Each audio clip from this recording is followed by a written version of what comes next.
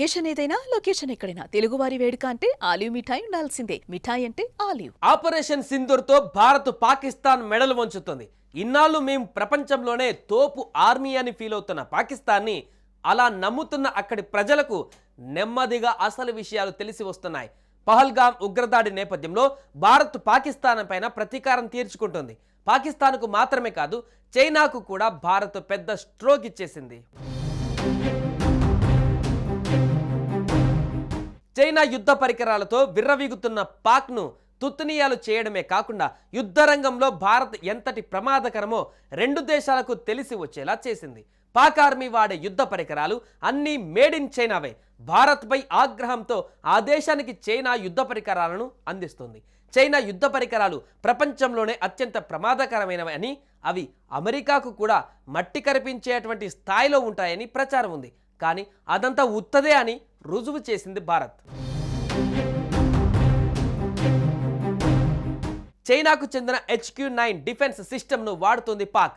ఇది దాడులను ముందే గుర్తించి నిలువరించే వ్యవస్థ. కానీ ఆపరేషన్ సింధూర్ పేరిట భారత్ చేసిన దాడులను పసిగట్టడంలో ఈ మేడ్ ఇన్ చైనా డిఫెన్స్ వ్యవస్థ ఫెయిల్ అయిపోయింది. భారత్ మాత్రం తన అమ్ముల పదులోని ఆయుధాలతో పాక్ గట్టి సమాధానమే చెబుతుంది. తాజాగా లాహోర్లోని చైనాకు చెందిన HQ-9 డిఫెన్స్ సిస్టమ్ను ధ్వంసం చేసి భారత సైన్యం అప్పర్ హ్యాండ్ సాధించింది. ఆపరేషన్ సింధూర్తో రగిలిపోయిన పాక్ భారత్పై క్షిపణి దాడులకు ప్రయత్నించింది.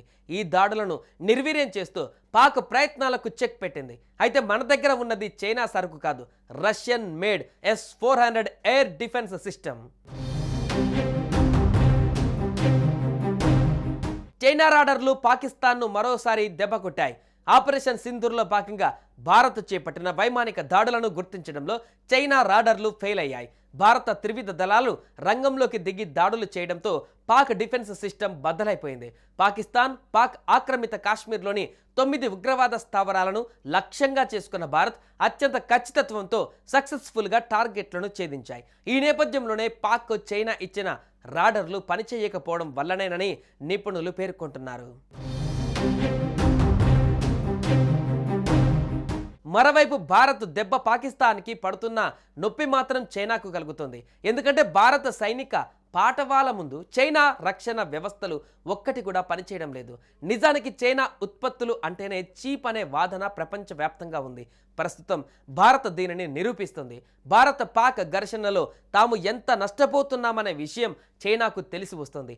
ఇక ఆపరేషన్ సింధూర్ తర్వాత పాకిస్తాన్ భారత్లోని 15 నగరాలపైన క్షిపణి డ్రోన్ దాడులకు యత్నించింది. ఈ దాడుల్ని S-400 సుదర్శన చక్ర ఎయిర్ డిఫెన్స్ అడ్డుకుంది. ఈ దాడిలో పాక్ ఉపయోగించినవి చైనా మిసైల్స్ అని తేలింది. గురువారం ఉదయం భారత్ ఏకంగా లాహోర్లోని HQ-9 క్షిపణి రక్షణ వ్యవస్థని భారత్ ఇజ్రాయెల్ తయారీ చేసినటువంటి క్షిపణులు ధ్వంసం చేసింది.